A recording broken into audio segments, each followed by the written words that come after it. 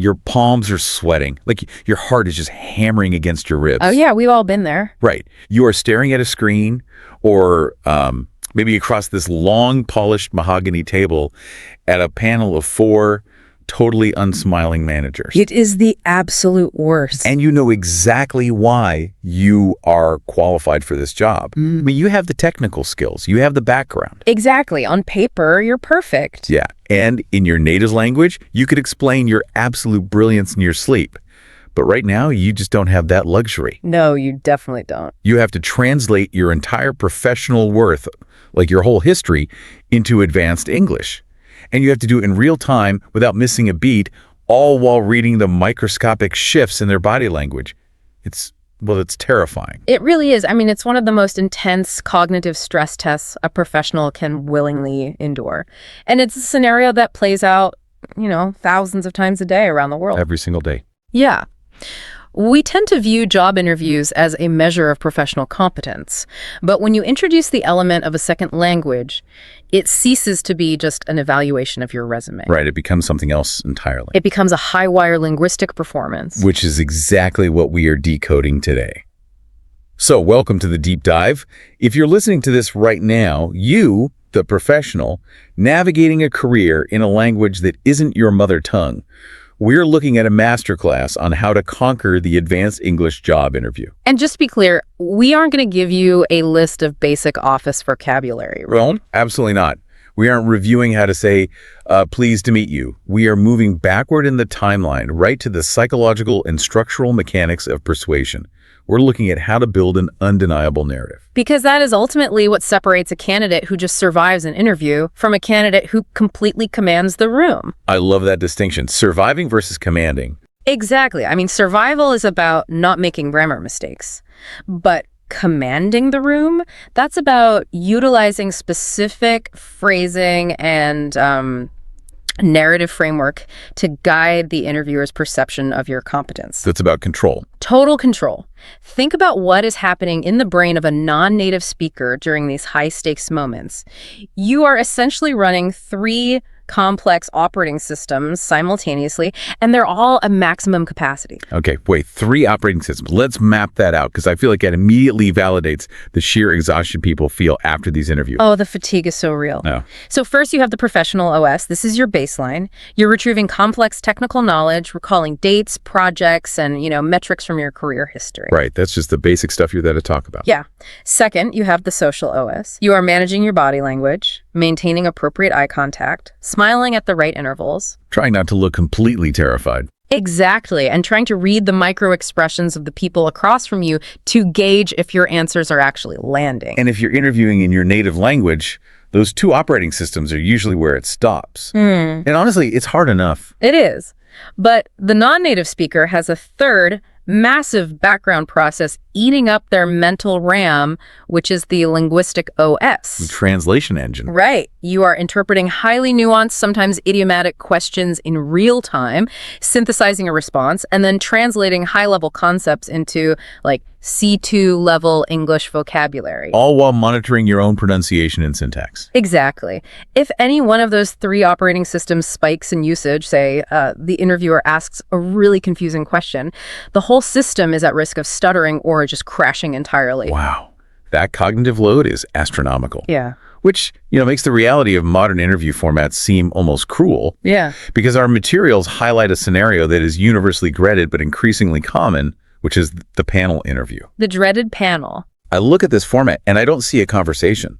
I see a multi-directional tennis match where you are the only one on your side of the net. That's a highly accurate way to frame it, actually, because in a traditional one-on-one interview, you establish a rhythm, a cadence. Right, you get used to them. Yeah, you learn the interviewer's speaking speed, their accent, their telltale signs of agreement.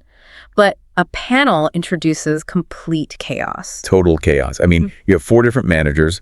One might have a thick regional accent and asks incredibly fast, granular technical questions. And then the next one speaks really slowly but asks these vague, philosophical, cultural fit questions. You have no idea who is serving the ball next or what kind of spin they're putting on it. It's completely destabilizing. So how does a language learner mentally prepare to process that sheer volume of unpredictable data without just freezing? Well, they have to cultivate what is known idiomatically as thinking on your feet. Thinking on your feet. Yeah, it's the ability to process new information and articulate a cohesive response under pressure without any safety net of preparation. And linguistically speaking, this is the ultimate litmus test for advanced proficiency. I want to push back on that a little bit, though. Is it really a language test or is it a personality test? What do you mean? Because I know native speakers who are like brilliant coders or accountants, but they completely freeze when asked an unexpected question. They can't think on their feet in English, and they were born speaking it. That's a very valid distinction. It is a cognitive skill, absolutely. But for the language learner, the stakes are compounded. Because of the linguistic OS. Exactly. When you are operating in a second language, your primary defense mechanism is preparation. You memorize your professional timeline. You practice the pronunciation of your previous company's name. You script out your opening statement. Right. You build a safety net. And the panel interview, by its very nature, is designed to strip away that rehearsed script. When they rapid-fire questions, they are forcing you out of your memorized pathways and into spontaneous generation. Wow. And that requires a fluidity of vocabulary that is exceptionally difficult to fake. It's like the difference between reciting a monologue from a play and suddenly being forced into an improvisational comedy scene. Yeah. You have to catch the rhythm of the room instantly. Yes, that's exactly it. And this actually brings us to one of the most bizarre psychological tactics discussed in our materials, the curveball question. The deliberate attempt to break your rhythm. Ah, yes. The infamous, if you were an animal, what kind of animal would you be? Right. I mean, you're sitting there perfectly primed to discuss your expertise in supply chain logistics or data analytics, and the hiring manager leans forward and asks you to pick a spirit animal. It's so jarring. I read this, and honestly, it feels insulting. Like, what does being a golden retriever or a hawk have to do with managing a corporate ledger? If I say I'm a caffeinated squirrel because I type 120 words a minute, am I disqualified? I mean, it feels insulting if you take the question literally.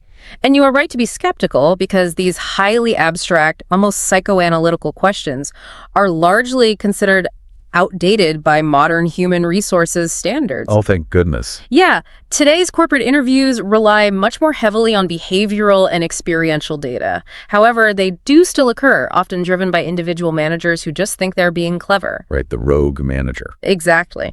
But when they do happen, the candidate must understand the underlying mechanics of what is actually being tested. Which is what exactly? Yeah. Because I guarantee they aren't mapping my answer to a zoology chart to see if I'm a cultural fit. They absolutely are not. The animal or the tree or the color, whatever bizarre prompt they use, is utterly irrelevant. What they are executing is a controlled stress test. A stress test. Yes.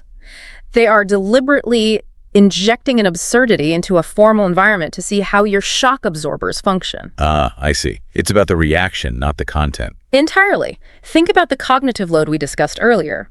You are already redlining your mental CPU just to maintain advanced English in a stressful environment. Now they throw a linguistic and contextual curveball. So they want to see if you crack. Right. Do your operating systems crash? Do you freeze? Do you get defensive and, defensively point out that the question is irrelevant? Or do you take a breath, smile at the absurdity, and smoothly articulate an answer that somehow bridges back to your professional persona? Okay, so if I get hit with that and I say, I think I'd be a dolphin.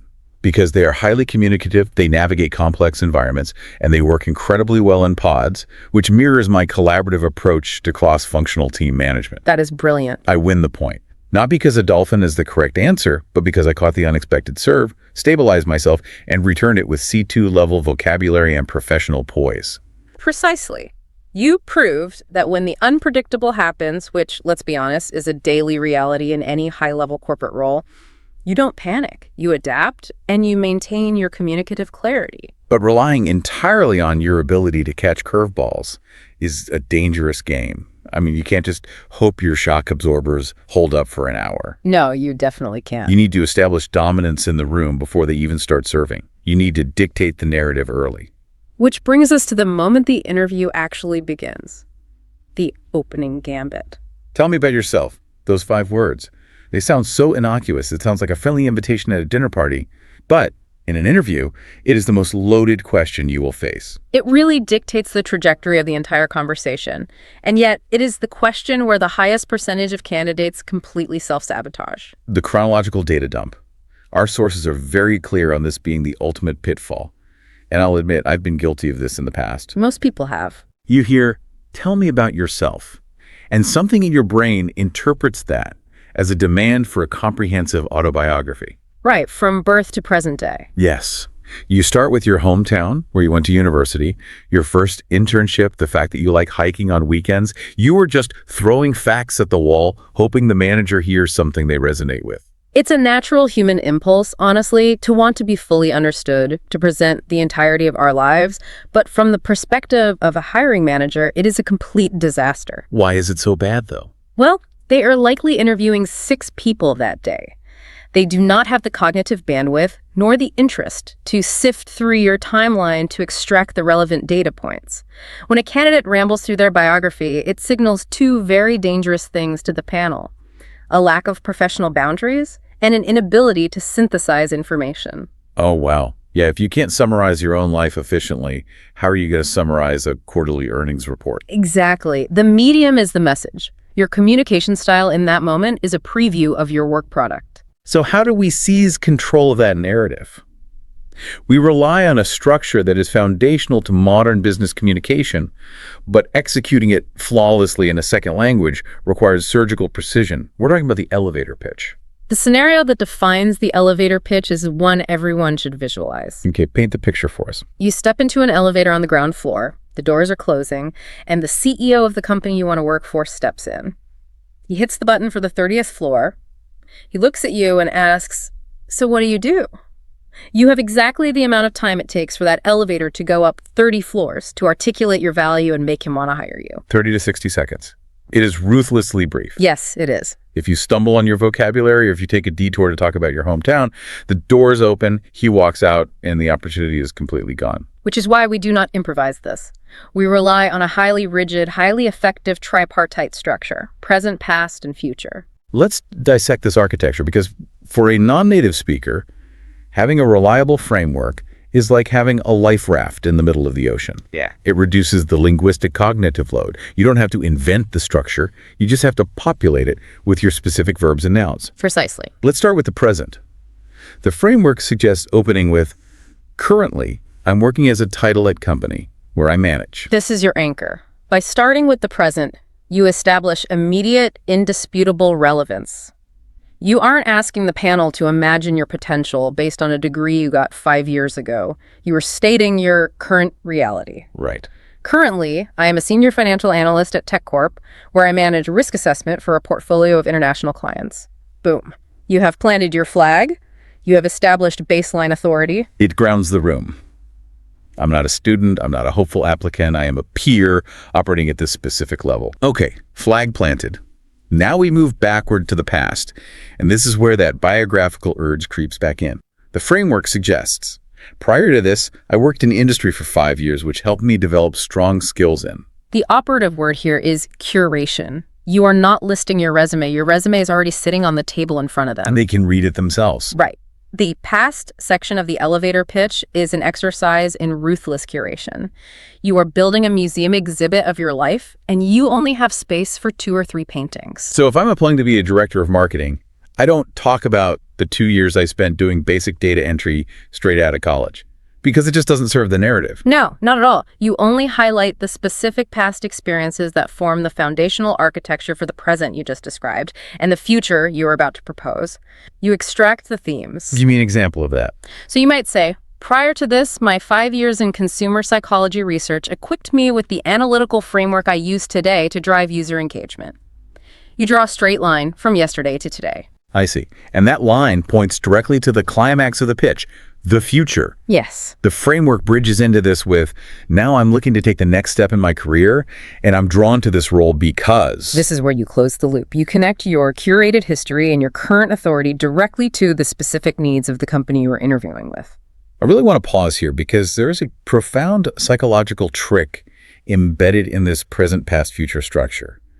When you listen to it end to end, It creates an illusion of inevitability. Yes, the illusion of inevitability. You take a life, which, let's be honest, is usually a messy series of random jobs, lucky breaks, and chaotic decisions, and you organize it into a pristine, logical narrative arc.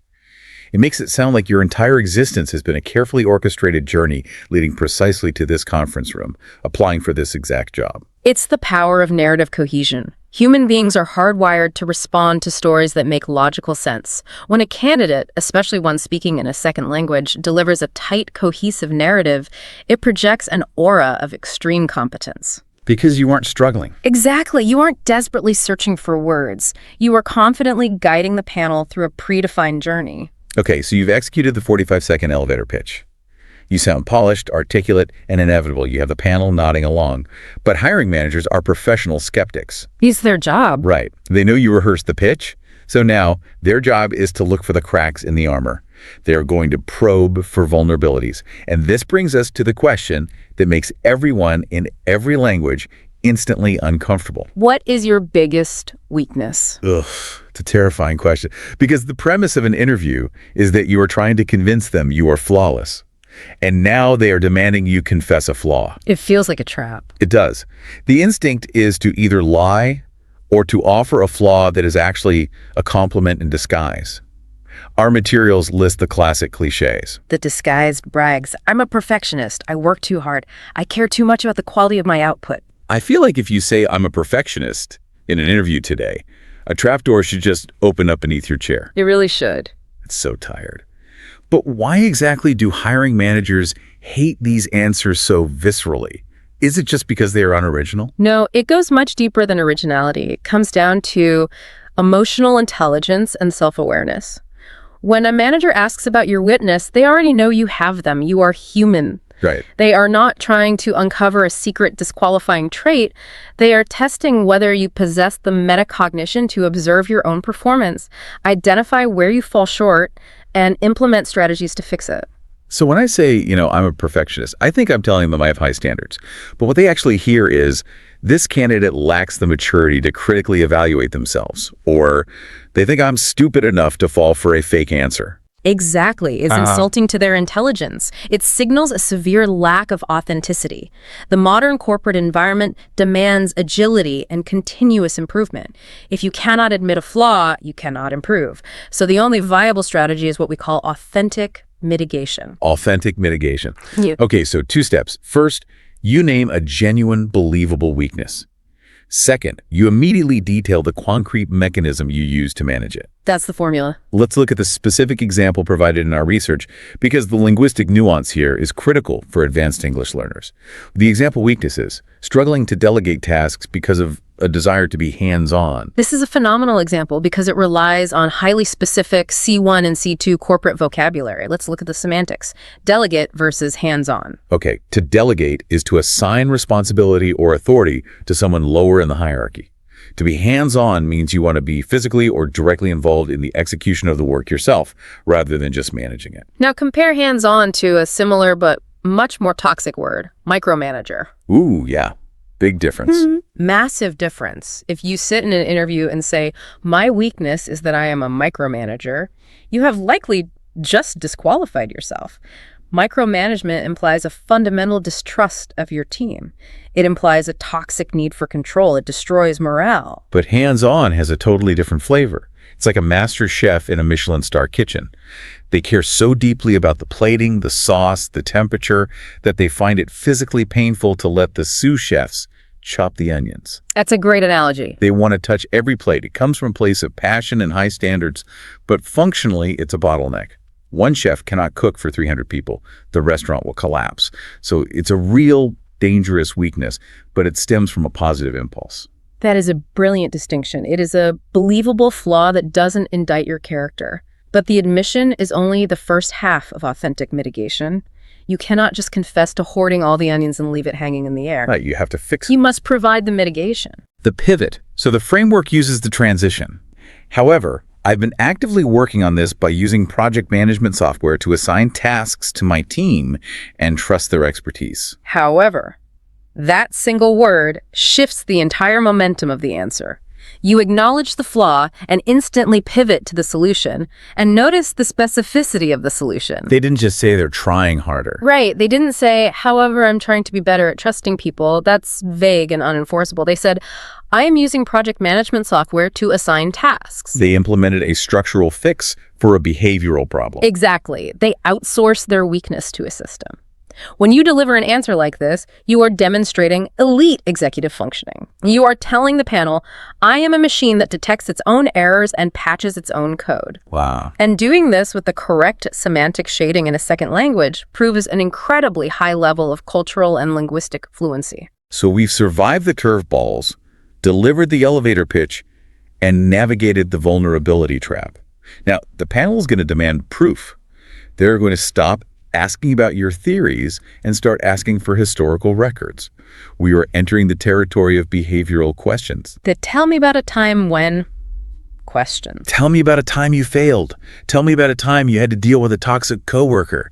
Tell me about a time you missed a deadline. Always so stressful. These are terrifying because you can't rely on hypotheticals. You have to tell a story. And this is where the cognitive load of a second language often causes candidates to completely derail. Let's examine why that derailment happens. Human memory is associative. It connects things through emotion and proximity, not necessarily through logical progression. What do you mean by that? Well, if I ask you about a difficult client project from 3 years ago, your brain immediately pulls up the stress you felt. It remembers the argument you had with your manager. It remembers that the printer broke that day. Right. And if I don't have a structure, I just start talking. I'm like, oh, that client was a nightmare. They called me at 8 p.m. on a Friday, and my boss was out of town, so I couldn't reach him. And we had this software glitch. Exactly. And suddenly, I've been talking for 4 minutes. I'm lost in the weeds of a software glitch. The panel is looking at their watches, and I completely forgot to explain how I actually solved the problem. That is the associative rambling trap. And when you add the friction of searching for advanced English vocabulary, the rambling gets even worse. You stumble on a word, so you talk around it, creating more detours. So how do we stop the rambling? The only defense against this is the STAR method. Situation, task, action, result. It acts as an external cognitive scaffolding. Okay, I want to push back on this, though, because the STAR method is taught everywhere. It's ubiquitous. Doesn't using a rigid 4-step acronym make you sound robotic? Will the panel hear me ticking off the letters STAR and think I'm just running a script? It's a common fear, but it really misunderstands how the listener experiences the structure. The framework is invisible to the panel. Really? Yes. They don't hear an acronym. They hear a candidate who possesses preternatural clarity of thought. They hear a story with a beginning, middle, climax, and resolution. Let's break down the mechanics using the difficult client scenario to see why it flows so naturally. Okay, let's do it. So the prompt is, tell me about a time you handled a difficult client. Step 1 is S situation. The mandate here is brevity. The example we have is, in my previous role, we had a client who was extremely unhappy with a delayed international shipment. Notice what is not there. No names, no dates, no unnecessary context about what was in the shipment or why the port was closed. You provide the absolute minimum viable context required to understand the states. Just set the stage and get off it. Right. Step 2 is task. This is where you define your relationship to the situation. It was my direct responsibility to de-escalate the client's frustration and devise an immediate logistical solution. This is a crucial pivot. In a corporate environment, problems are usually collective. But the interview isn't about the collective, it's about you. By defining the task, you are claiming agency. You are drawing a circle around the problem and saying, this was mine to fix. I like that, claiming agency. Which brings us to the beating heart of the story. A, action. This is where you actually prove your competence. The example phrases this beautifully. I immediately called the client to apologize, investigated the delay with our shipping department, and negotiated a partial refund alongside expedited alternative shipping. Let's do a linguistic deep dive on that sentence. Look at the verbs. Called, investigated, negotiated. They are strong, active, transitive verbs. The candidate is not speaking in the passive voice. They aren't saying a call was made or the delay was looked into. Right, passive voice sounds weak. Passive voice bleeds authority from a sentence. Active verbs position you as the protagonist of the narrative. Furthermore, notice the choice of investigated rather than looked into. Yeah, looked into is pretty common. It is, and looked into is a perfectly fine B2 level phrasal verb. But investigated is C1, C2 Latinate vocabulary. It carries weight. It implies a systematic approach to problem solving. The vocabulary creates the posture.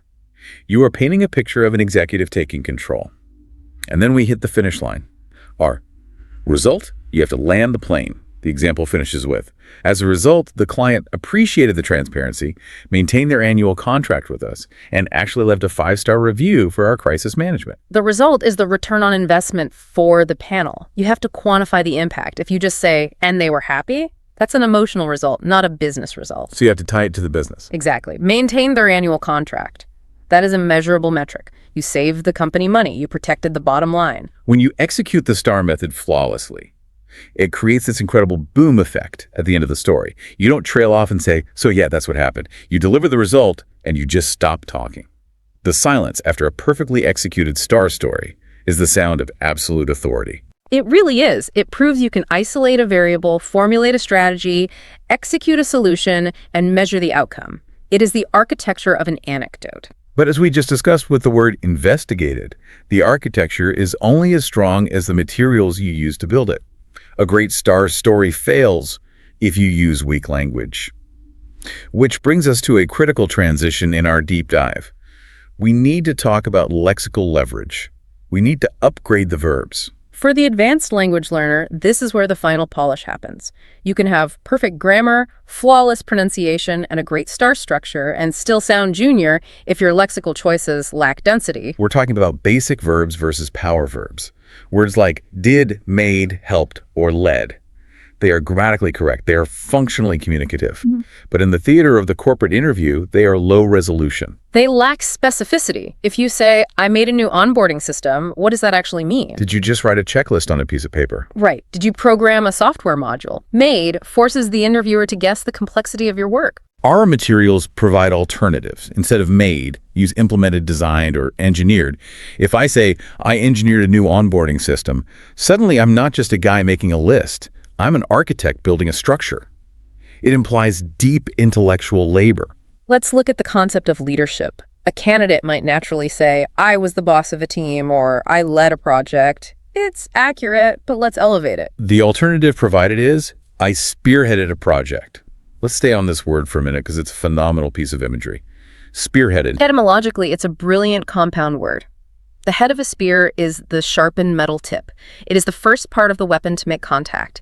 It is the part that breaks through the armor and absorbs the most friction so the rest of the shaft can follow. When you use that word, you are deploying a deeply evocative military metaphor.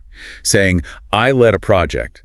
Sounds like you were just the person holding the clipboard, checking off names. Saying, I spearheaded an initiative paints a visceral picture of you at the absolute front of the formation, breaking through the resistance, absorbing the impact, and forging a path for your team. You are hacking the interviewer's visual imagination just by swapping out 3 letters. You are.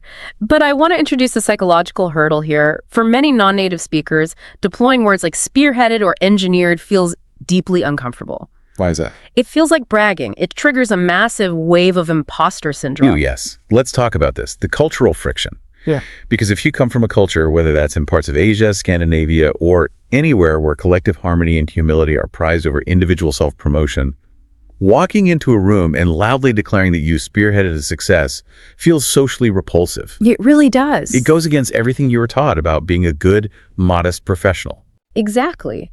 In many global cultures, the ideal employee does the work quietly and waits for leadership to recognize and reward them. To advocate for yourself aggressively is seen as arrogant. But the Western corporate interview, specifically the Anglo-American model, is built on the exact opposite premise. Right. It operates on the assumption of aggressive self-advocacy. If you do not loudly claim credit for your achievements, the panel assumes you didn't achieve them. That is a brutal cultural mismatch. A candidate could be a genius, but because they are being polite and modest according to their native culture, the American hiring manager thinks they are incompetent. Which is why mastering the C2 level vocabulary isn't just about sounding smart, it's about building a cultural bridge. When you feel uncomfortable bragging, you can lean on the vocabulary to do the heavy lifting for you. Oh, I see. You don't have to say, I am an amazing genius leader. You just say, I spearheaded a cross-functional initiative. The vocabulary projects the confidence that you might internally lack. It acts as a shield against your own ingrained humility. It's almost like you have to adopt a corporate avatar. You step into the interview, you put on the avatar of the assertive Western executive, you use their vocabulary, and then you can take the avatar off when you get the job. Precisely. And this is especially true when navigating the anxiety of changing careers, which requires leaning heavily on another vital conceptual phrase, transferable skills. I love this concept.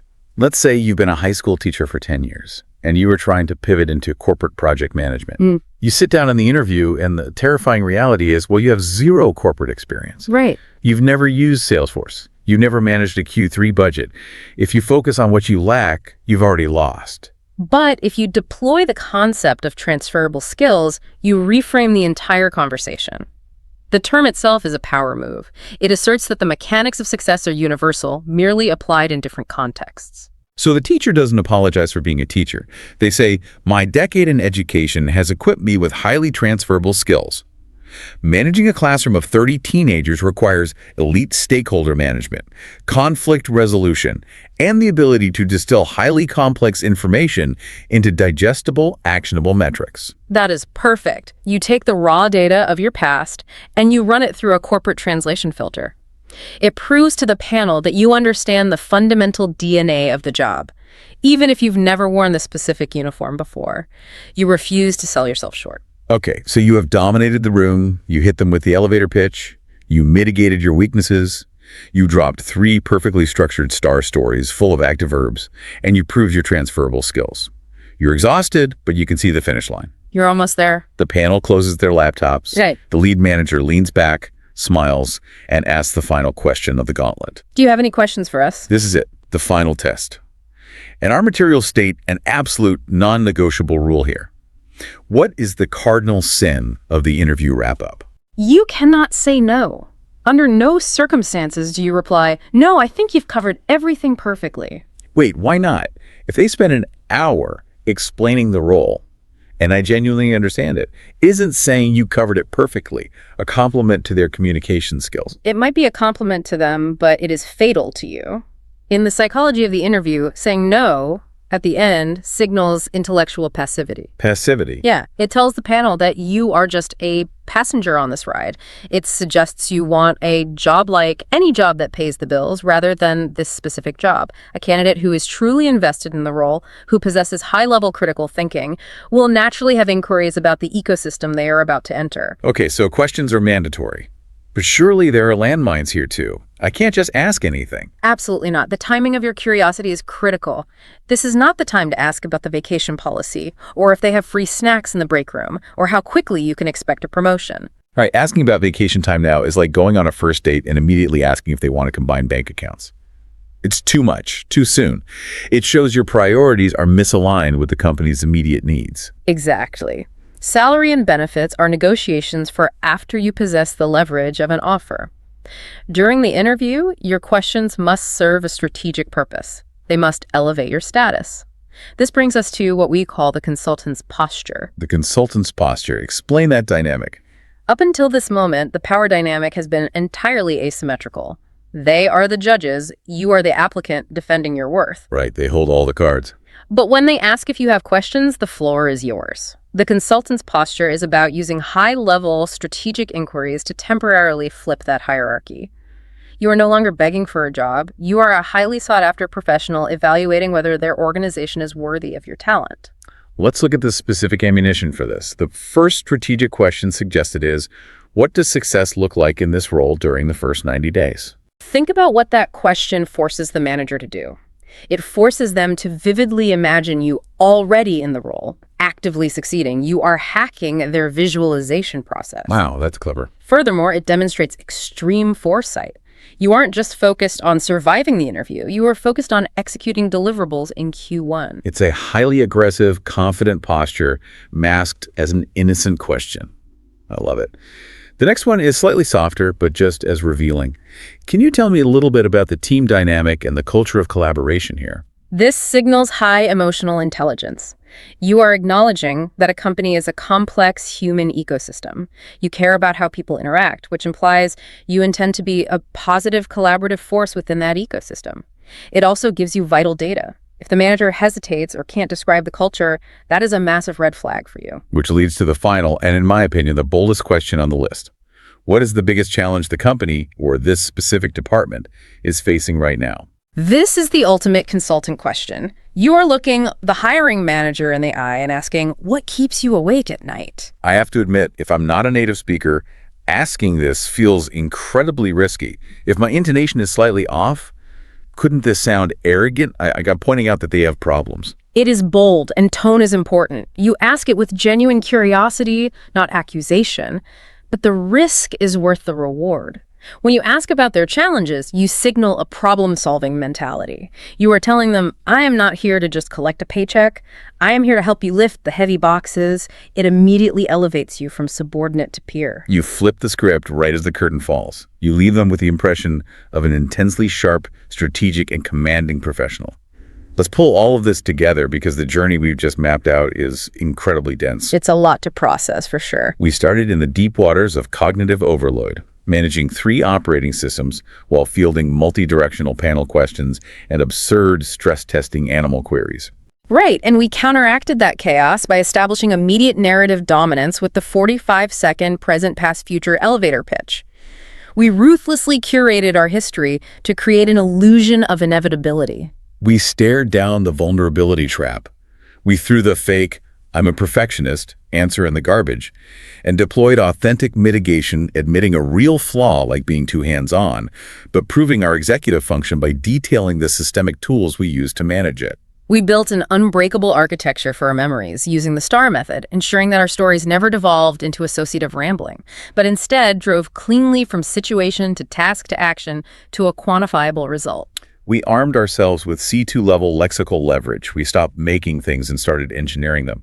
We stopped leading and started spearheading, using our vocabulary to act as a shield against the cultural friction of self-promotion and leveraging transferable skills to bridge the gap of missing experience. And we closed the performance by adopting the consultant's posture, flipping the power dynamic of the room, and proving our strategic value by asking about 90-day success metrics and operational challenges. It is a phenomenal blueprint. Yeah. And I think it's vital to remind you, the listener, putting in the hours to master this, that the goal here is not linguistic perfection.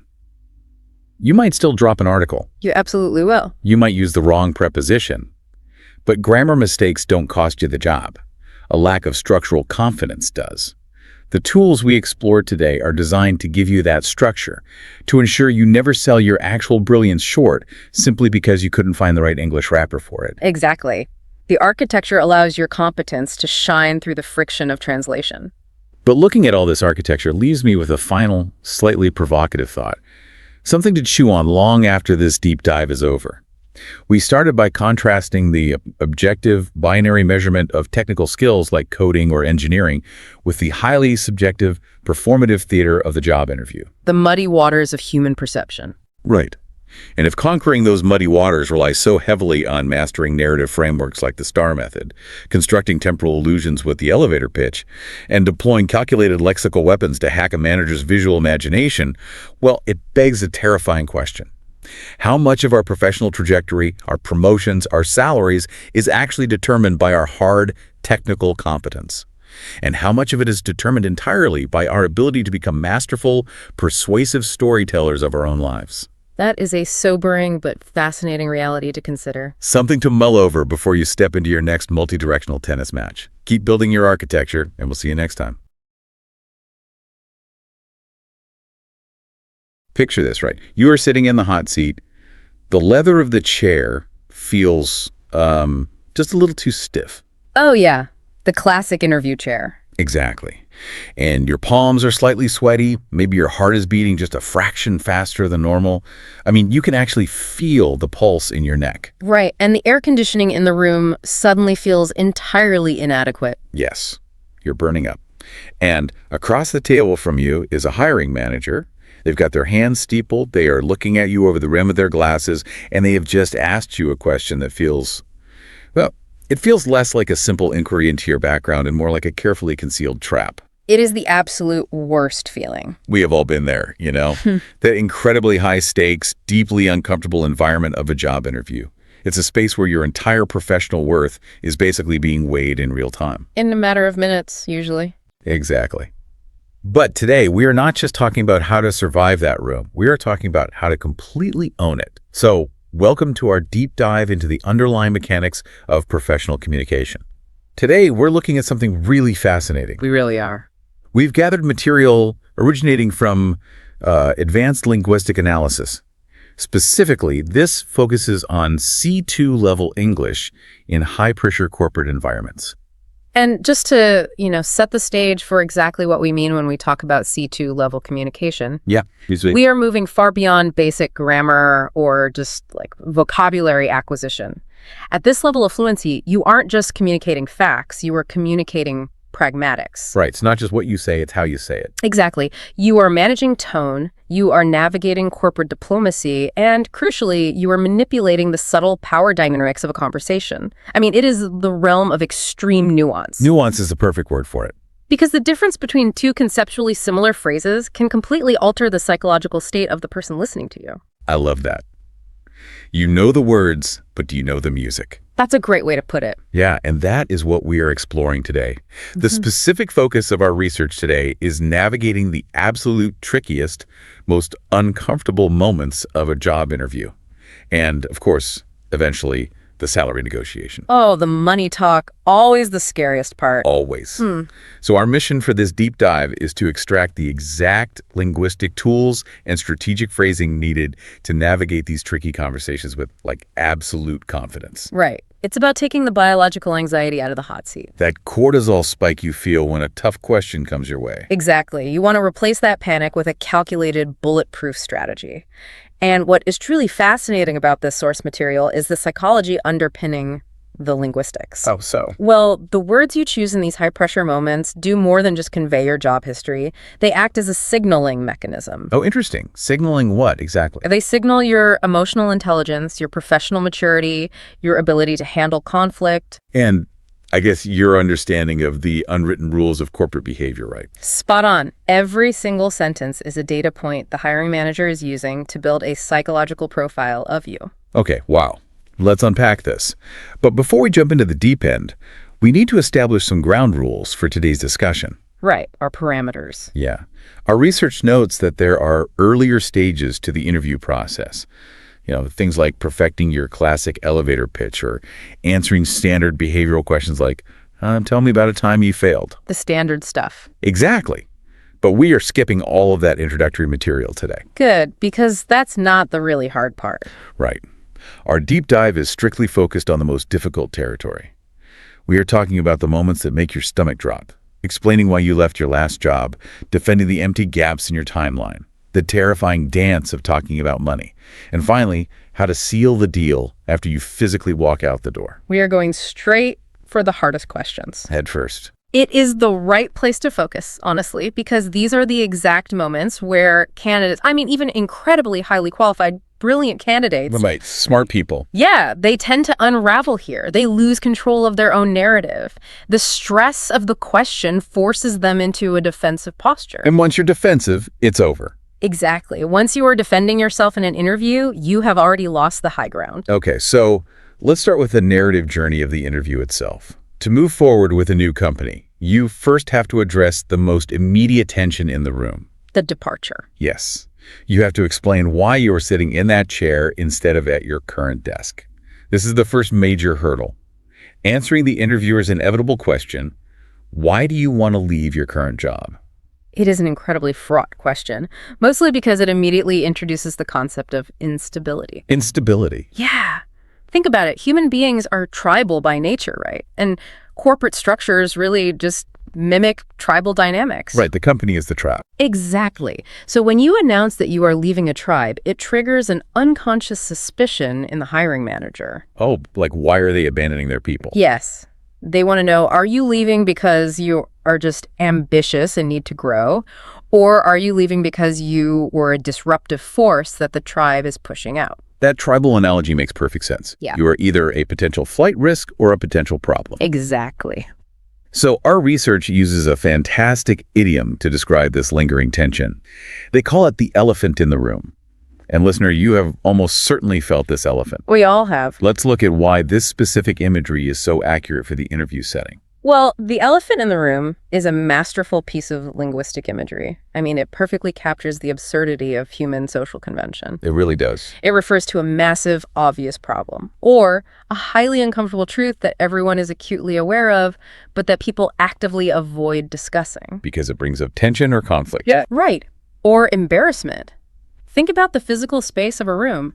If there is a literal 3-ton elephant standing in the corner, knocking over lamps and breathing heavily. You cannot possibly ignore it. Exactly. It takes up all the physical and psychological space. And yet, the social convention of polite society is to, sip your coffee, make eye contact, and pretend the elephant isn't there. Right. And in an interview, the elephant is the unspoken reality that something has fractured in your current employment situation. Yes. Either you are unhappy, you are chronically unfulfilled, or worst case scenario, you are being quietly managed out. And the hiring manager knows this. I mean, they know you aren't sitting across from them taking time out of your Tuesday afternoon because your current job is an absolute utopia where you are perfectly compensated and spiritually fulfilled. Nobody takes a Tuesday afternoon off for an interview if everything is perfect. Exactly. So our strategy guide issues a very stark warning right out of the gate regarding this elephant.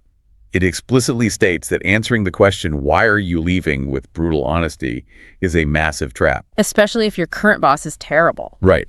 And here is where it gets really interesting. And honestly, where I kind of have to push back a little bit on standard corporate advice. Oh, let's hear it. So listener, think about this. An interview is essentially like a first date. You are both sitting there trying to figure out if you want to commit to a long-term relationship. Now, on a first date, you obviously don't spend the whole time complaining about your terrible ex. That is just bad form. A major red flag. It's a huge red flag. It shows you aren't over the drama. But, and here is my pushback, isn't it essentially lying to sit there in a sharp suit and say you are politely seeking new challenges when the stark reality is that your boss is a toxic micromanager who texts you at 11 p.m. on a Sunday and takes credit for your work? Right. By telling candidates they can't tell the truth, aren't we just advocating for a system of mutual corporate deception? That is a completely valid, highly ethical question, and it cuts right to the heart of what professionalism actually means in a modern corporate context. So how does the source material handle it? The core strategy here establishes what we can call the golden rule of interviewing. Never speak negatively about your current or former employer. Never badmouth them. The golden rule. Yes. And to answer your pushback, it isn't really about deception or lying. It's about understanding a deeply ingrained psychological phenomenon. Okay, what's that? It's known as spontaneous trait transference. Spontaneous trait transference. Okay, you were going to have to break that down for us. Absolutely. It is a cognitive bias documented in psychology. When you communicate about another person, the listener unconsciously associates the traits you are describing with you, the speaker. Wait, really? So if I say someone is awful, they think I'm awful? Basically, yes. Think about the interviewer's perspective. They do not know you. They have known you for perhaps 15 minutes. Right. If you use that limited, precious time to complain that your past employer was toxic, disorganized, and untrustworthy, the interviewer isn't sitting there analyzing the objective validity of your complaints. Because they don't know your boss. Exactly. They aren't thinking, wow, that previous boss sounds awful. I feel so bad for this highly competent candidate. Right, because they have no evidence that your boss was actually the problem. I mean, for all they know, you were the problem. Precisely. Instead of giving you the benefit of the doubt, their brain instantly performs that psychological projection. Spontaneous trait transference occurs. They associate the words toxic, disorganized, and untrustworthy with you. Oh, wow. That is terrifying. It is. Furthermore, they assume that if you are willing to complain about your last manager to a total stranger in a formal setting, you will inevitably end up sitting in another interview room 2 years from now, complaining about them. Oh, so you instantly transform yourself from a potential asset into a glaring liability. Exactly. You become the common denominator in a history of workplace conflict. Yeah, you signal that you might lack conflict resolution skills, or worse, that you lack basic discretion. Right, and it burns bridges. The corporate world is smaller than we think. You never want to act in a way that permanently severs a professional relationship. If you complain about an employer, you are destroying a professional network. And hiring managers hate risk. They are inherently risk-averse. They are actively looking for reasons not to hire you to minimize their own risk. They do not want to hire someone who leaves a trail of wreckage behind them. Okay, so if raw honesty is a psychological trap, And complaining triggers this spontaneous trait transference that makes you look like the problem. What is the actual strategy? The pivot. Right. Our research provides a very specific linguistic pivot. It suggests that the solution is to focus entirely on the future rather than litigating the past. It's a profound shift in framing. You have to take the negative energy of your departure, the frustration, the boredom, the anger, And transmute it. yes, transmute it into positive momentum for your arrival at this new company. Let me read the specific example our material highlights, because I think this is gold. Instead of saying, my job is boring and I'm not getting promoted no matter how hard I work, you deploy this carefully crafted C2 level framing.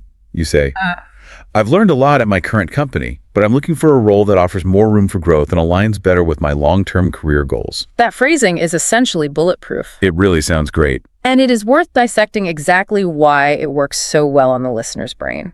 First, it starts with an expression of gratitude. I've learned a lot at my current company. Right. By opening with gratitude, you immediately establish yourself as someone who extracts value from their experiences and respects the institutions they are part of. You do not sound bitter. You sound emotionally regulated. You sound like an adult. Exactly. Then comes the pivot. But I'm looking for a role that offers more room for growth. You have taken the inherently negative concept of I'm bored and stuck and seamlessly reframed it as the highly positive concept of I am ambitious, I have mastered my current domain, and I am ready for more capacity. It's an incredible reframing. Yeah. You are effectively conveying the exact same practical information, which is that you absolutely cannot stay where you are. But the psychological lighting on the subject is completely different. It changes everything. And our linguistic data provides another idiom for this exact situation that I think is phenomenally effective. They suggest telling the interviewer that you have hit a ceiling in your current role. Oh, hitting a ceiling. It is a vital idiom to keep in your vocabulary arsenal. Why does that one work so well? Well, in cognitive linguistics, there is a theory that we understand abstract concepts primarily through physical metaphors. When you think about a ceiling, it's an architectural limit. It is rigid, it is fixed, and crucially, it was placed above you by someone else's structural design. Oh, wow. I never thought about it like that. Right. If you say you have hit a ceiling, it implies that you possess upward momentum. You are rising, your skills are expanding, your career trajectory is pointing straight up. But through no fault of your own, you have encountered a structural limitation within that specific company. You've reached the highest level possible in that environment and simply cannot advance further without breaking the architecture. Exactly. So it beautifully frames your departure as a symptom of your relentless ambition rather than a grievance with bad management. I mean, isn't it you hate the company? It's simply that the company is no longer large enough to contain your potential. It completely neutralizes the trap of the question. You acknowledge the elephant in the room. Yes, I am actively looking to leave my current employer, but you make the reason for leaving sound like an absolute asset to the new company. You're leaving because you outgrew the container. Exactly. And you are sitting in this interview because you believe they are a bigger, better container for your talent. It is a masterclass in professional diplomacy. Okay, listeners, so you have successfully navigated the departure. You didn't complain, you didn't trigger any negative psychological transference, and you proved that your ambition has simply hit an architectural ceiling. You are looking great. Feeling confident. Exactly. But then the interviewer looks down at your printed resume, traces their finger down the timeline, and notices that there is a massive chronological hole. The gap. Yes.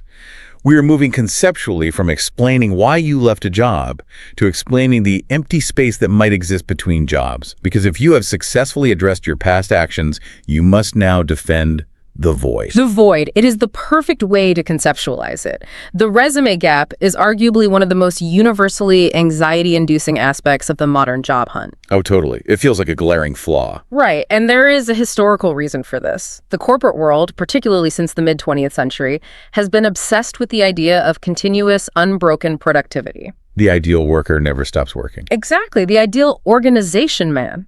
Because of this lingering cultural hangover, any gap in that timeline is inherently suspicious to a traditional hiring manager. They wonder, were you incarcerated? Wow, straight to incarcerated. Well, they do, or they think, were you fired and unemployable? Did you simply lose your work ethic? Okay, so our material dives deep into this exact scenario. Maybe you were unemployed for a year due to macroeconomic factors. Maybe you decided to travel. Or maybe you were taking on the grueling, unpaid work of caring for a sick family member. Which happens a lot. All the time. But the central directive from the career strategists on how to handle this is fascinating, they say. Do not sound apologetic. Own your story. This is a crucial psychological anchor for the candidate. Owning your story means actively refusing to be cast as the victim of your own timeline. What happens if you do apologize? When a candidate apologizes for a gap, when they physically shrink in their chair, lower their voice and say, "I'm so sorry, I know there's a blank space there. The market was just so tough, I just couldn't find anything." Yeah. They immediately drastically lower their perceived value in the room. In the context of a professional negotiation, an unprompted apology signals weakness. It suggests to the interviewer that you believe the gap is a fundamental flaw, like a defect in your professional character. Exactly. And if you believe it is a defect, the interviewer's brain will automatically adopt your framing and believe it is a defect, too. Okay, so how do we use C2 level vocabulary as a shield to protect our perceived value? Let's say you voluntarily took time off to travel or pursue a passion project. Yeah. The strategy highlights a very specific noun to deploy. Yes. Instead of saying, "I took a break," you must call it a sabbatical. The linguistic weight between taking a break and taking a sabbatical is astronomical. In what way? Well, in terms of how it is perceived by a corporate audience, taking a break sounds entirely passive. It sounds like you were exhausted, you couldn't handle the pressure, you quit, and you just sat on a couch or a beach doing absolutely nothing. Right, sounds lazy. Sabbatical, on the other hand, is a word deeply rooted in academic and institutional prestige. Oh, that's true. Professors take sabbaticals. Exactly. Originally, it was tied to the concept of a sabbatical year in agriculture where land is left to rest and regenerate. But in the modern professional sense, it implies a highly structured, intentional period of time dedicated to research, intensive rest, or deliberate personal development. That ultimately serves your broader, long-term career trajectory. Yes. Let me read the exact strategic framing our source provides for this scenario. They suggest saying, "I took a planned sabbatical to travel, which really broadened my cultural perspective and improved my adaptability." Look at the precision of the adjectives and verbs used in that sentence. A planned sabbatical. By adding the word planned, you are telling the interviewer that you are always in control. You didn't just accidentally fall out of the workforce because you were fired. Right. You executed a deliberate, financially sound strategy to pause your career, and then, crucially, connecting it back to the workplace. You say, "It broadened my cultural perspective and improved my adaptability." You are doing the cognitive heavy lifting for the hiring manager. Yes. You are directly translating your time away from a desk into highly sought-after soft skills that the employer desperately wants. You didn't just wander aimlessly around Europe. You engaged in intensive, self-directed global training that makes you a more resilient employee today. Okay, but I have to step in and push back here again. Because while that sounds absolutely amazing, if you actually had the funds to go backpacking through the Alps to find yourself. Must be nice. Right. But what if the reality for the listener is much bleaker? What if you were laid off, you were frantically looking for work, you sent out 500 resumes, and you just couldn't get hired for 10 months? Yeah, a very real scenario. Doesn't calling a desperate, terrifying period of unemployment a planned sabbatical sound a bit pretentious?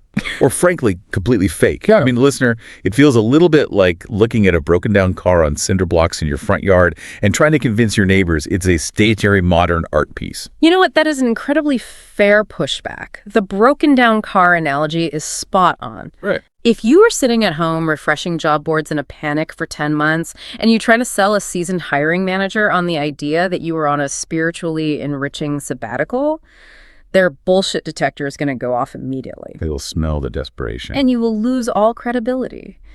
If your gap was involuntary, the strategy has to pivot entirely. You do not try to dress it up as a grand cultural tour. Okay, so what do you do? Instead, you focus relentlessly on the concept of momentum. You focus on what you did to stay sharp while the market was down. Okay, so how do we frame the involuntary gap? Our linguistic deep dive provides another high-level strategy for this. They suggest utilizing this framework. I took some time off to reevaluate my career path. During that period, I focused on upskilling by taking online courses in data analytics, This is a phenomenal, highly resilient recovery strategy. Let's look at the mechanics of it. First, saying, I took some time off to reevaluate my career path, takes the societal stigma of unemployment and reframes it as a period of thoughtful, mature introspection. It implies you weren't just taking any job. You're waiting for the right job. Exactly. But the real heavy lifting in that sentence, the engine that drives it forward, is the word upskilling. Upskilling. Yeah. Yes, our research flags this as an essential modern business word. Let's break down why this specific gerund is so powerful. Well, upskilling is a term drawn directly from human capital theory. It means to learn new relevant skills, or to teach workers new skills to fundamentally improve their economic value. Okay. In the context of defending a resume gap, it is the ultimate defense mechanism, mostly because it acts as a massive signal of conscientiousness. Right. When you say you were upskilling, whether it was taking free coding courses, earning a certification, or volunteering in your industry, you signal immense intrinsic motivation. You are looking the employer in the eye and telling them, even when no one was paying me, even when I had no boss looking over my shoulder demanding productivity, I was actively investing in my own human capital. Yes. It turns a period of passive, victimized unemployment into a period of active, aggressive professional development. It completely flips the narrative in their brain. Instead of being a helpless victim of a bad economy or a tough job market, the broken down car, you become a highly resourceful mechanic who took the car into the garage to install a much better, faster engine. I love that extension of the analogy. You aren't apologizing for the void in your resume. You are proudly pointing to the void and saying, look at the incredible renovations I completed while the shop was closed. Exactly. And that is the unifying theory of handling the resume gap. Whether you deploy the concept of a planned sabbatical or a dedicated period of upskilling, the underlying psychological strategy is identical. You reclaim your agency. Yes, you forcefully dictate the meaning of the gap rather than sitting back and letting the interviewer's worst, most suspicious assumptions dictate the meaning for you. Wow. Okay, listener, look at where we are now. You have brilliantly navigated the departure. You have masterfully defended the timeline gaps. You're looking like a highly intentional, constantly evolving, deeply self-aware professional. You're a perfect candidate. But now the conversation inevitably pivots. The pleasantries fade. It is time to place a hard monetary value on this incredibly polished version of your future. We are entering what is objectively the scariest territory of all. The negotiation phase. The moment where the interviewer asks the question that makes everyone's stomach completely drop. So, what are your salary expectations for this role? The tension. Right. And our linguistic research specifically categorizes discussing money, particularly in a second language, as a true C2 level apex challenge. And honestly, it is a massive anxiety-inducing challenge, even if you are speaking your native language. Absolutely. It's universal. And we have to understand why it is so difficult. Discussing money isn't just a math problem. It triggers our deepest psychological vulnerabilities. Definitely. In our modern society, money is inexorably tied to our sense of self-worth. It brings up our deep-seated fear of rejection and our primal anxiety about survival and status. Add the cognitive load of doing it in a high-stakes corporate environment, where you have to ensure your tone is perfectly balanced between aggressively confident and respectfully polite. Exactly. You are walking a high-wire act without a net. If you sound too greedy, you are out. If you sound too accommodating, you are exploited. So what is the strategy? How do we perform this money dance without falling off the wire? According to negotiation theory, the primary strategy when asked for your number is actually the subtle art of deflection. Yes, deflection. You want to avoid giving a hard, specific number first, if at all possible. You want to force them to reveal their budget before you reveal your price tag. This is a foundational principle of behavioral economics. It specifically relates to a cognitive bias known as the anchoring effect. Oh, Kahneman and Tversky, right. Exactly. Famously studied by psychologists Daniel Kahneman and Amos Tversky. In any negotiation, the person who states a firm number first establishes the anchor. Once that number is spoken aloud, it creates a psychological gravitational pull. Okay, so what happens then? Everything else in the conversation is negotiated relative to that first number. If you throw out a number that is too low because you are nervous, you have just permanently anchored yourself to a lower salary, and they will gladly accept it. You leave tens of thousands of dollars on the table over the course of your career. Yes. But conversely, if you throw out a number that is astronomically high, you risk alienating them. You could price yourself out of the job entirely before they even know your full value. So you deflect. Our material provides a highly polished, polite deflection phrase. You say, I'm highly interested in finding the right fit, and I'm open to discussing compensation in more detail once we determine if I'm the best candidate for the role. It is incredibly diplomatic. It is. It's deferential to the interview process, it flatters the company by focusing on finding the right fit, and it firmly kicks the financial can down the road until you have more leverage. But let me jump in here again, because while that sounds smooth on paper, my immediate reaction is that in a real room with a real tired hiring manager, this sounds incredibly evasive. It can. Right. If an interviewer looks you dead in the eye and pushes you, if they say, look, I appreciate that, but human resources mandates that we need a number to move forward with your application, isn't deflecting, again, like sitting at a poker table and stubbornly refusing to show your hand when the dealer tells you it's your turn? Yeah, that's a great comparison. Doesn't it just frustrate the person across the table? Yes, and that is a critical real-world observation. Deflection is a shield, but it is not an impenetrable permanent wall. If you deflect once and they accept it, excellent, you won that round.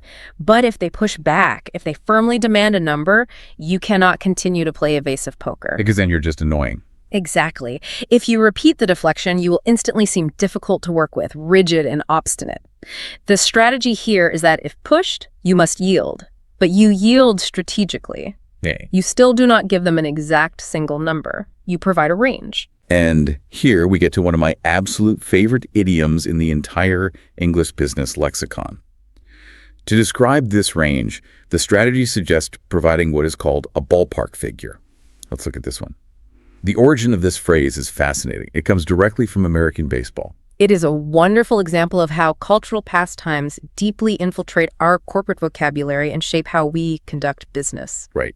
The concept is that if a baseball is hit hard and it stays inside the physical stadium, the ballpark, it might not be exactly where the batter wanted it to land, but it is close enough to be in play. It is in the general vicinity. Right. So in business, a ballpark figure is a rough, workable estimate. If an interviewer asks for a ballpark figure, or if you offer one, you are explicitly stating that you aren't negotiating the exact penny right now. You are just establishing the general financial neighborhood to see if you are both on the same block. And using the phrase ballpark figure psychologically softens the rigidity of introducing a number. It reduces the threat level in the room. Well, when you say, based on my research and the market rate for this area, I'm looking for a ballpark figure between $70,000 and $80,000, you are accomplishing several critical psychological movers simultaneously. First of all, you are proving you aren't just making demands based on ego. You say, based on my research and the market rate.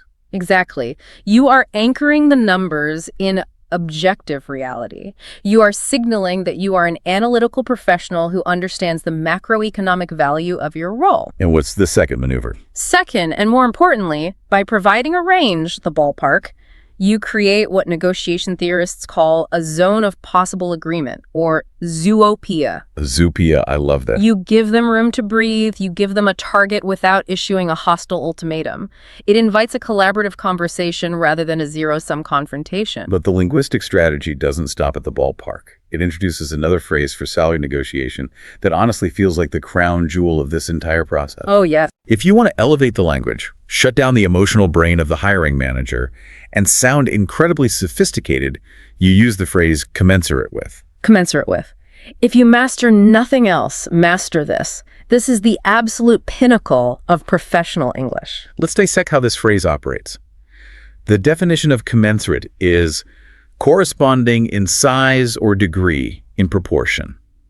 So the strategic sentence you deploy is, I am looking for a salary that is commensurate with my 10 years of specialized experience in this industry. It's just so strong. Listener, why does this sound so much more authoritative than just saying, I want a salary that matches my experience? Because matches sounds like a simple, subjective comparison. It sounds like a personal request. Commensurate with sounds like an immutable law of physics. Yeah. It sounds objective, mathematical, and irrefutable. When you use commensurate with, you forcefully shift the negotiation from distributive bargaining, where we are fighting over a single pie, to objective criteria. You elevate the conversation. Exactly. You move it from a personal desire, like, I need this money to pay my mortgage, to a structural corporate requirement. The reality of my 10 years of experience mathematically dictates a proportionate financial response. It is brilliant because it implies a universal standard of equity and fairness. Yeah. It subtly tells the employer, look, we are both reasonable, logical professionals who understand the market value of a decade of industry knowledge. I know it, you know it, and we both expect the compensation to naturally reflect that empirical reality. All right. It removes the emotional pleading entirely. It's just a calm equation. Experience equals compensation. Exactly. It completely neutralizes the fear of sounding greedy. You aren't being greedy, you're simply asking for the math to be correct. Right. Now, before we leave the intense pressure of the money dance, there is one final crucial element of negotiation strategy we must cover. What's that? Salary isn't just the biweekly paycheck. The most advanced candidates know how to pivot the conversation toward the total compensation package. Ah, yes. This is a vital conceptual shift that so many people miss. When candidates get tunnel vision, completely fixating on the base salary number, they miss the broader economic reality of their employment. They leave a lot on the table. The total compensation package encompasses absolutely everything the company provides of value. Health insurance premiums, paid time off, performance bonuses, 401k matching, equity options, and increasingly remote work flexibility or commuting stipends. It is about understanding mental accounting and loss aversion. Bringing up total compensation demonstrates immense professional maturity. Yeah, it shows you get how businesses work. Exactly. It shows the hiring manager that you understand how corporate finance and human resources budgets actually work. But more strategically, it gives both you and the employer multiple levers to pull during the negotiation. Right. If they absolutely cannot meet your ballpark figure for the base salary because they are rigidly constrained by an HR budget band, but you've signaled that you value the total compensation package, you have given them a way to still win you over. They might offer an extra week of paid vacation or allow you to work from home 3 days a week to save on commuting costs, effectively bridging the financial gap. Precisely. By introducing the total compensation package, you turn a rigid, binary yes or no standoff over a single base salary number into a fluid, multivariable puzzle that you and the hiring manager can collaboratively solve together. You become partners in finding a deal, rather than adversaries fighting over a single dollar amount. Which is exactly what you want. Okay, listener, take a deep breath. You have successfully navigated the entire minefield. You explained the elephant in the room without ever triggering negative psychological transference. Check. You owned your sabbatical and your upskilling to confidently explain the resume gap.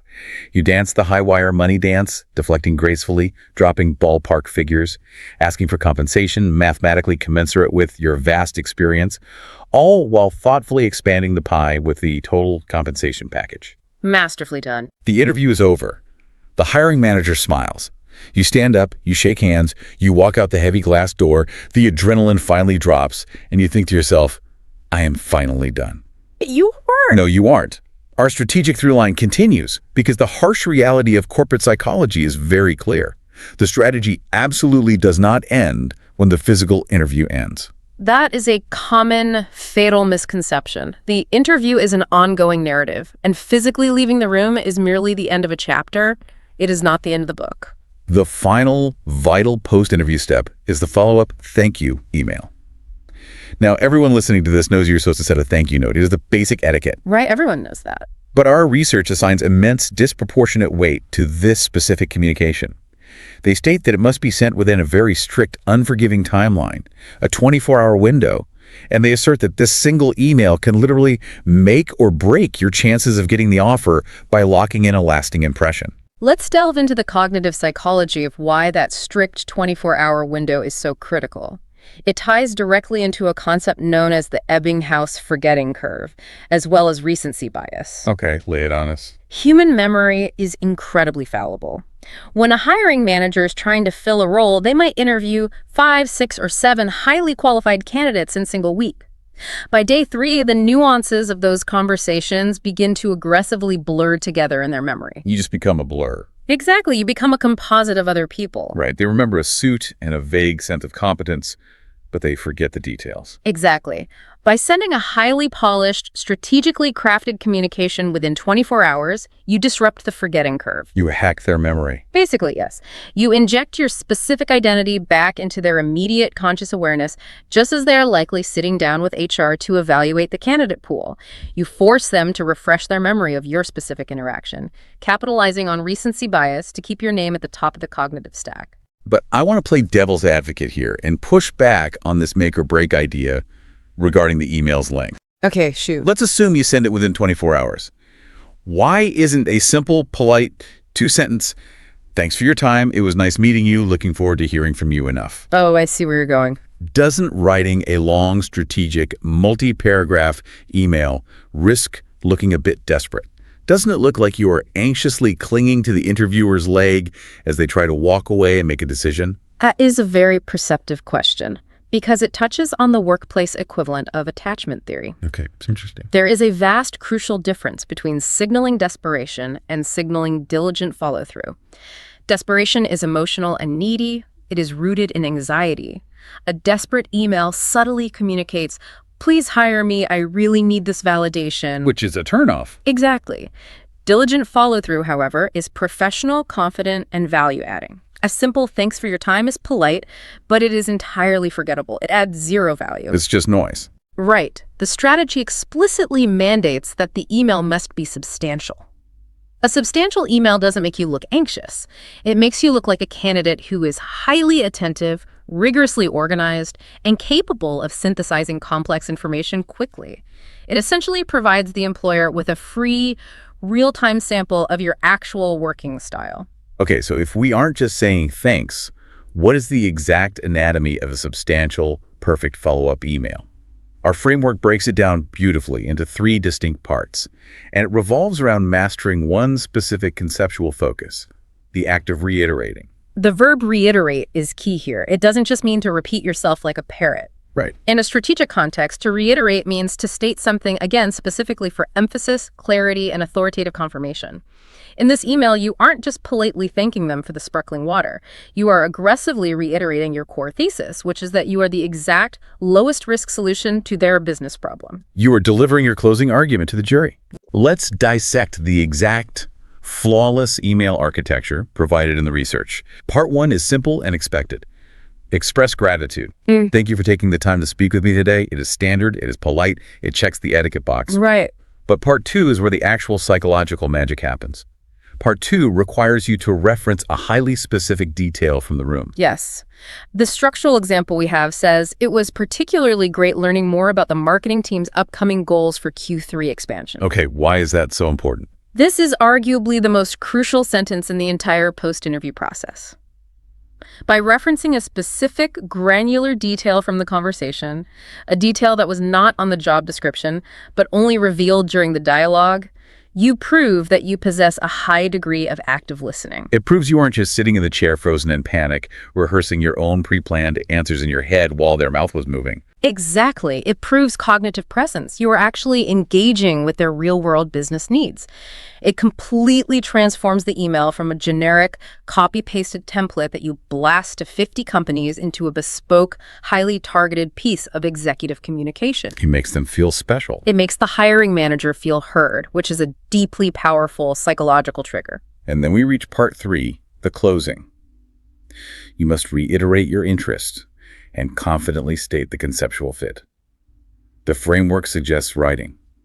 I want to reiterate my strong interest in the role.